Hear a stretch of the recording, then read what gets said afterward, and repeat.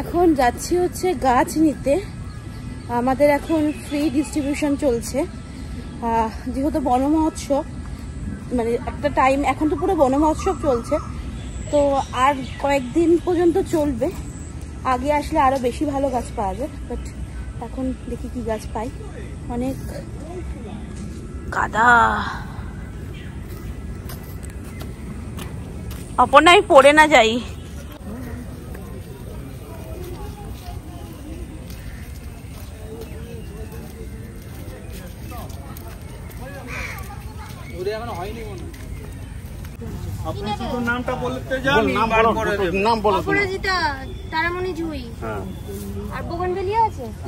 আমি বগনভেলিয়া নেবো।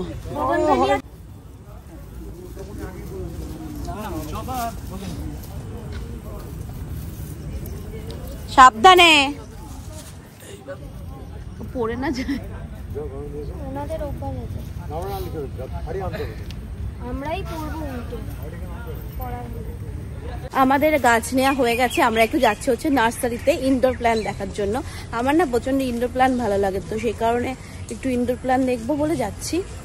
আর মোটামুটি তো যে টুকিটাকি যে গাছগুলো নিতে এসেছিলাম, আমি কিছু ভেবে চিন্তে আসিনি, অপর্ণার সাথে চলে এসেছি, তো সেই কারণে একটু কটা গাছ নিয়ে নিলাম। আমি এখন যাচ্ছি হচ্ছে ইনডোর প্ল্যান্ট দেখবো, দেখি কি আছে।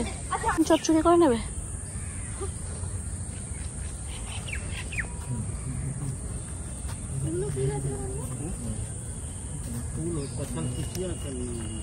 আরে এটা আমাদের বাড়িতে রয়েছে। অফিস থেকে আসার পরে দেখলাম যে অরিন্দম একটু চিকেন নিয়ে এসছে। মানে চিকেন তো আমাদের ঘরে সবসময় থাকে, তো বললো যে একটু চিকেন চাপ বানাতে। তো আমি সেই রকমই চিকেনটাকে ম্যারিনেট করে রেখেছিলাম টক দই দিয়ে। আর আমি চালমগজ, কাজু বাদাম আর পোস্তটা আমি বেটে নিচ্ছি। তো আমি তারপরে ম্যারিনেট করা চিকেনটাকে একটু ভেজে নেবো ঘি দিয়ে। তো ভেজে নেওয়ার পরে ওই তেলের মধ্যেই আমি গরম মশলা ফোড়ন দিয়ে তেজপাতা আর শুকনো লঙ্কা ফোড়ন দিয়ে দেবো। তার মধ্যে আমি মশলা পেস্টটা দিয়ে দেবো।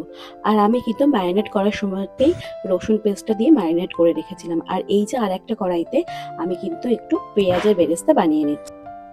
তো এটাকে কিন্তু ভালো করে যতক্ষণ না কড়াই থেকে তেল ছেড়ে দিচ্ছে ততক্ষণ কিন্তু নাড়াচাড়া করতে হবে।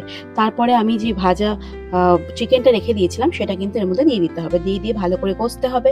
যতক্ষণ না ভালো করে তেল ছেড়ে দিচ্ছে ততক্ষণ কিন্তু চিকেনটা দিয়ে ভালো করে কষতে হবে।